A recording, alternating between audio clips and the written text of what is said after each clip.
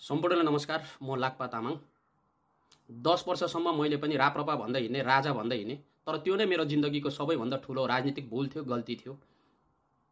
2075 सालमा त मैले मेरै नेतृत्वमा राप्रपा नेपाल पार्टीसम्म खोले। आज त्यो पार्टी कमल थापाले चलाइरहेको छ। राजेन्द्र लिङ्गदेनसँग पनि काम गरे।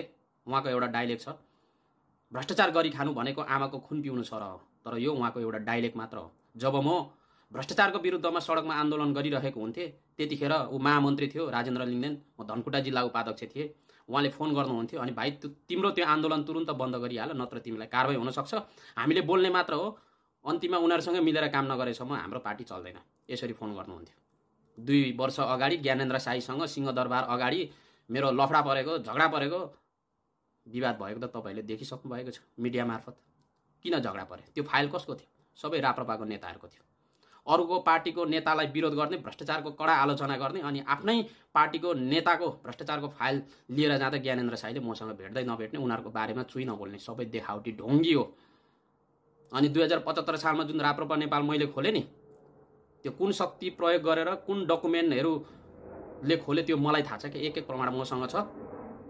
सबै अवैधानिक तरिकाले पार्टी खोलिएको हो। 24 घण्टाभित्र त्यो पार्टी खारेज हुन्छ। सप्रमाण मसँग छ नेपाल सरकारलाई चाहिएको खण्डमा।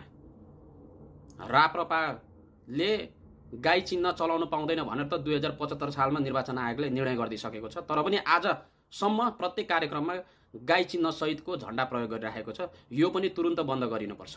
मैले उजुरी पनि गरेको थिएँ। यो पनि नेपाल सरकारको ध्यान आकर्षण होस्। मैले यो किन बोलिरहेको छु भने मैले यस्तो आन्दोलनहरू धेरै देखेँ। 2046 सालदेखि यता 62-63 मा योभन्दा ठुलो जनआन्दोलन भएको थियो, तर त्यो सिर्फ जनताको लागि आन्दोलन भएको थियो। एउटा व्यवस्था परिवर्तनको निमित्त आन्दोलन भइरहेको थियो।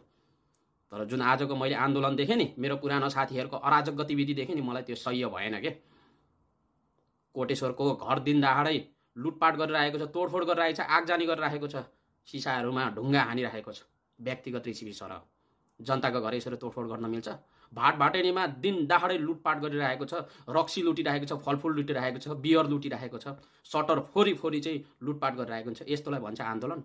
आज यिनीहरू शक्ति शासनमै नआउँदाखेरि त यतिसम्म अराजक छ भने सोच्नुहोस्, भोलि साँच्चै नै राजा आइदियो भने यिनीहरूले घर घरमा गएर लुट्ने रहेछ नि त। यी लुटेराहरूले मेरो पुरानो साथी भन्न पनि लाज लाग्छ। हामी त यस्तो थिएनौँ पहिला, शान्तिपूर्ण तरिकाले आन्दोलन गऱ्यौँ गर्दाखेरि पनि। अनि जुन यी राजावादीहरूले राजाको कुरा गर्छ नि, बेलायतमा राजा छ, अस्ट्रेलिया क्यानाडामा राजा छ।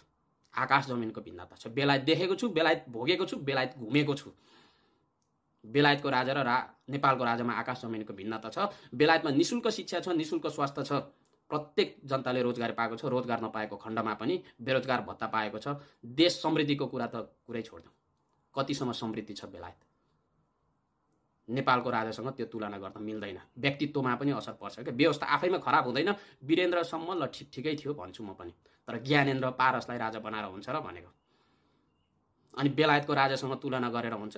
जनतालाई भगवान मान्छ बेलायतको राजाले, तर त्यहाँ जनतालाई भुसुना सरह पनि गन्दैन। मैले त भोगेको छु नि 10 वर्ष। अझ जनजाति तामाङ समुदायलाई त यी राजाले त भुसुना पनि गन्दैन।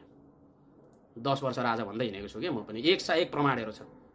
अवैधानिक गतिविधिद्वारा चाहिँ पार्टी सञ्चालन गरेको छ, पार्टी दर्ता गरेको छ।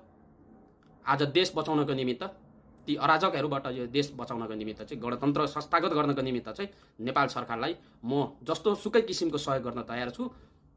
मबाट पनि गल्ती भएको छ होला हैन, राजनीतिक गल्तीहरू, कानुनी गल्तीहरू भएको छ। यी दुई पार्टी अवैधानिक तरिकाले चलेको छ, प्रमाण मसँग छ।